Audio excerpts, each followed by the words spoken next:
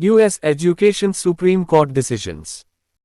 Supreme Court decisions regarding education have the potential to change the educational landscape for students and teachers across the country. Read on for case summaries and analyses of 10 influential cases from the past century. Famous U.S. educational court cases. The history of the American education system has been shaped by court cases, the outcomes of which have delineated what is and is not acceptable in a school. These cases are sometimes called landmark cases. What is a landmark case? The term refers to judicial decisions that are particularly historic or influential. Some of the most famous and significant American court cases in history have had a focus on education. Some deal with students' rights, some with teachers' rights and obligations, and some with what schools can and cannot enforce. These education Supreme Court cases still impact the experiences of students across the country today, though students may not be aware of it. In the future, there will likely be other very important court cases that further change what education looks like in the United States. What are educational court cases? Educational court cases are any legal cases that deal with aspects of the educational system. These cases can be local or regional, meaning that they only impact a subset of schools, or they can be nationwide. The most important of these legal battles are the Supreme Court cases involving education.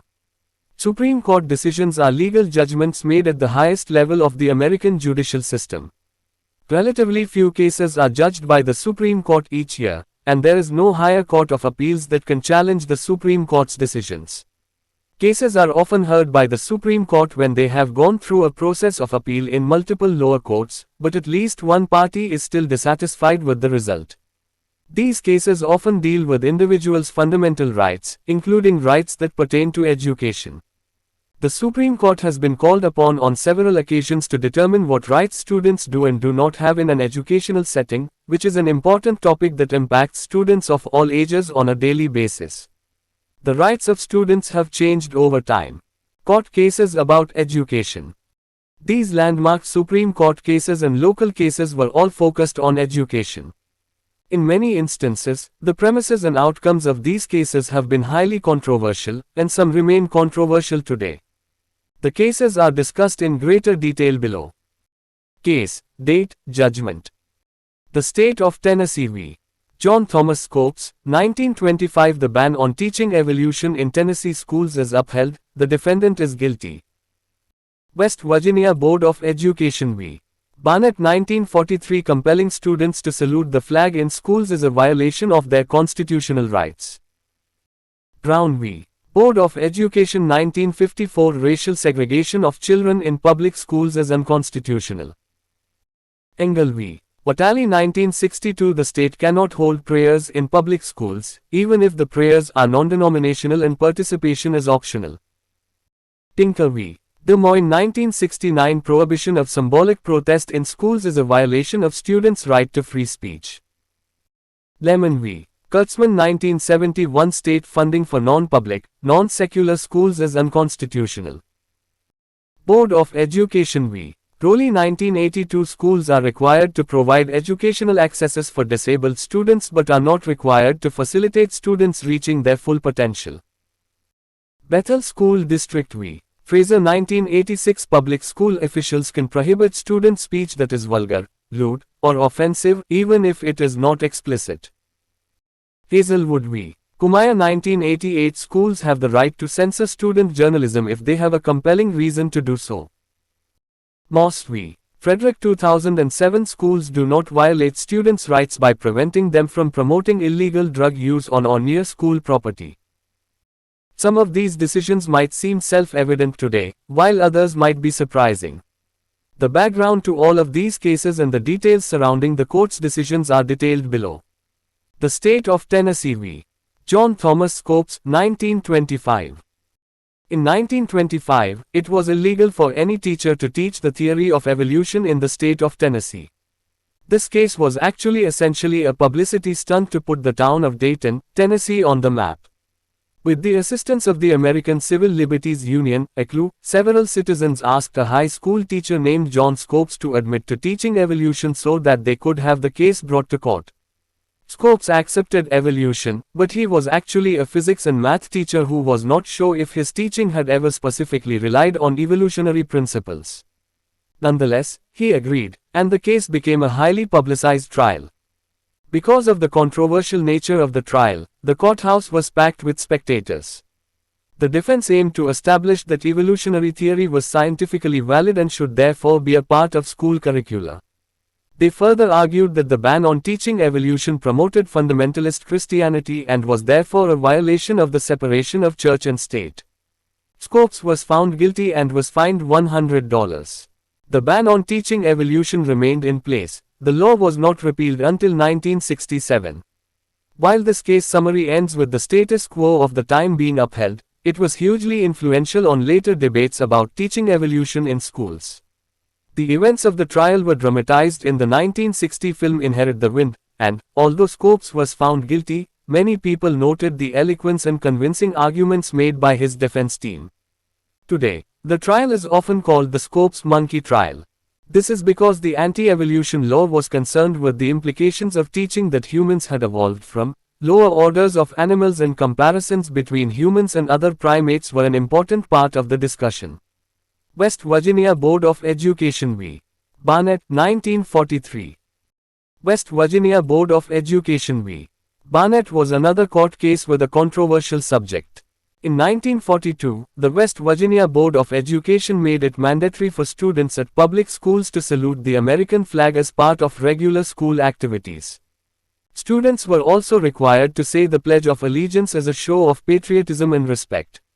Failure to salute the flag was officially regarded as an act of insubordination and could lead to expulsion. The religious doctrine of Jehovah's Witnesses forbids members of the faith from saluting or otherwise pledging allegiance to any symbols or images, because of a particular reading of Exodus 20, 4-5, which says, in part, "Thou shalt not make unto thee any graven image, or any likeness of anything that is in heaven above, or that is in the earth beneath, or that is in the water under the earth. Thou shalt not bow down thyself to them, nor serve them, for I the Lord thy God am a jealous God." KJV. As such, some Jehovah's Witness children refused to salute the flag and say the Pledge of Allegiance, sometimes resulting in their expulsion and even their parents' arrest. School and state officials sometimes threatened to send these children to reformatories for juvenile delinquents. This particular case revolved around Mary and Gaddy Barnett, two Jehovah's Witnesses who were expelled for refusing to salute the flag or pledge allegiance. Their parents brought a lawsuit to the United States District Court and, unlike all previous cases on the issue, they won. The school district appealed, and the case ended up going to the Supreme Court. The court ruled that it was unconstitutional for public schools to compel students to salute the flag. This judgment remains in place today. Brown v. Board of Education, 1954. Brown v. Board of Education is one of the most famous legal battles in American history, exceeded in its ubiquity in the public consciousness perhaps only by Roe v. Wade. The full title of the case was Brown v. Board of Education of Topeka, and it was a case that changed access to education forever. In 1896, the Supreme Court ruled that it was legal for public schools and other public facilities to be racially segregated, provided the facilities were of equal quality. This was known as the separate but equal doctrine, but is more commonly known today as the Jim Crow laws that barred black Americans from accessing the same services as white Americans. This also applied to education, and, as many people are aware, the equal part of the separate but equal doctrine often failed to hold up in practice, regardless of what the law said. In 1951, a black man named Oliver Brown filed a lawsuit against the Board of Education of Topeka, Kansas. His young daughter had been denied entry into an all-white elementary school. Brown argued that education for black children was not equal to that of white children and that this inequality was unconstitutional, violating the Equal Protection Clause of the 14th Amendment. Although the court agreed that segregation had a detrimental effect on children of color, it refused to change the law. In 1952, the case came before the Supreme Court, along with several other lawsuits making the same argument as Brown. The decision was not issued until 1954, but when it was delivered, it made history. The Supreme Court ruled that segregated schools were inherently unequal and that school segregation was unconstitutional. While the ruling was very important, it was also vague. Some school districts awaited the change in laws and many black students attending formerly segregated schools faced violence and racism. This continued discrimination was most clearly visible in the case of the Little Rock Nine, who were 9 black students in Little Rock, Arkansas, whose fight to enter a previously all-white school resulted in federal troops and the National Guard having a standoff that ended with the students entering the school under armed guard. Engel v. Watali, 1962. The Engel v. Watali case concerned religion in schools. Prior to this case, a New York state law made it obligatory for public school classes to begin each day with both the Pledge of Allegiance and a non-denominational prayer. The law did not make participation mandatory for students who objected to it.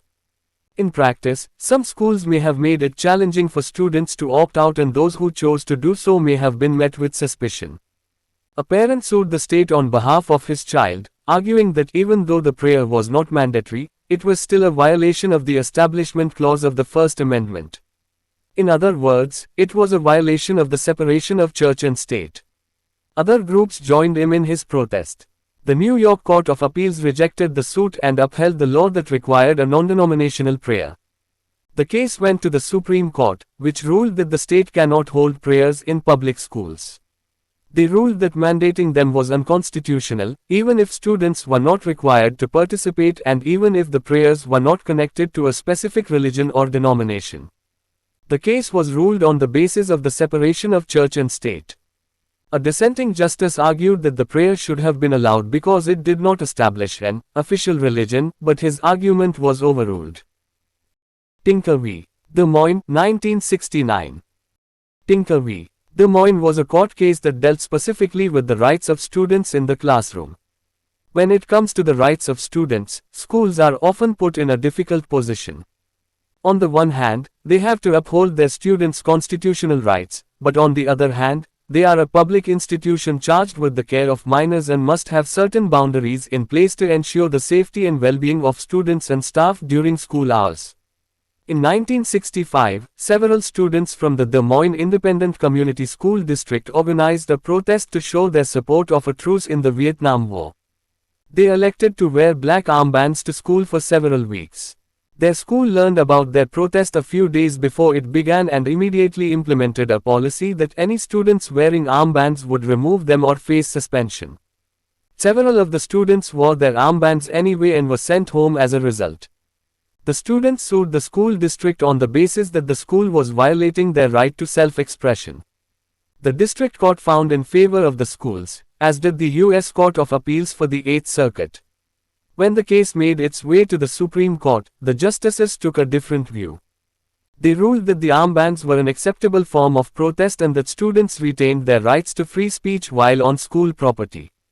If the school wanted to suppress their speech and actions, they would need to prove that the students' actions would, materially and substantially interfere, with the school's educational mission. The judges specified that students were not necessarily guaranteed the full extent of their First Amendment rights during school time, but that a non-disruptive form of self-expression like the armbands was acceptable. Lemon v. Kurtzman, 1971. The Lemon v. Kurtzman case is one of the more intricate and potentially challenging cases on this list.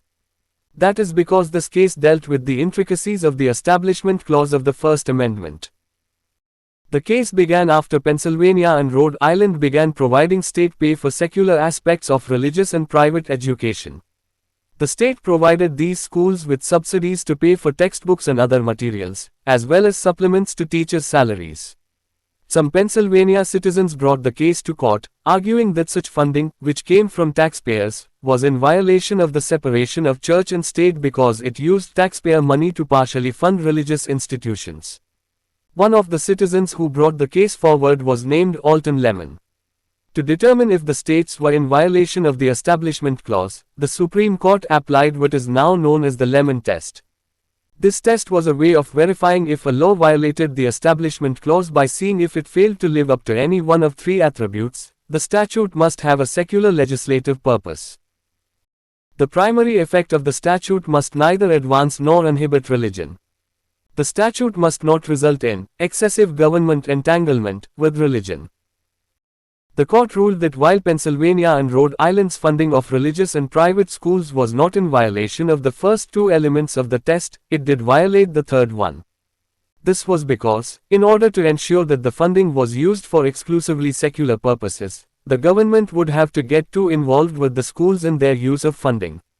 The court ruled that state funding for non-public, non-secular schools was in violation of the Establishment Clause. Board of Education v. Rowley, 1982. This is one of the most famous special education court cases in American history. It focused on the interpretation of the 1975 Education for All Handicapped Children Act. Specifically, the case was about how far schools have to go to accommodate students with disabilities and how those accommodations should be determined. Amy Rowley was a deaf student and her school refused to provide a sign language interpreter for her in the classroom. The school argued that Rowley was doing well in school and that an interpreter was not necessary for her academic success. The Education for All Handicapped Children Act, they said, required schools to provide reasonable access to education that did not necessarily include providing a sign language interpreter. Rowley and her parents argued that while she was doing well in school, she would have been doing much better with an interpreter. Her residual hearing and her lip reading skills allowed her to understand around 60% of class discussions, while an interpreter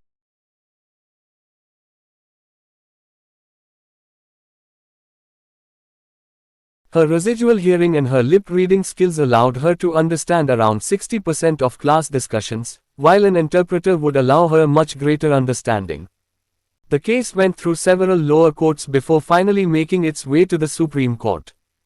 The Supreme Court ruled that the existing legislation did not require the school to provide a sign language interpreter as long as Rowley had adequate access to education. They argued that schools were not required to provide accommodations that allowed disabled students to reach their full potential, as such a requirement would be difficult to establish and maintain. The school was not required to, and subsequently did not, provide an interpreter.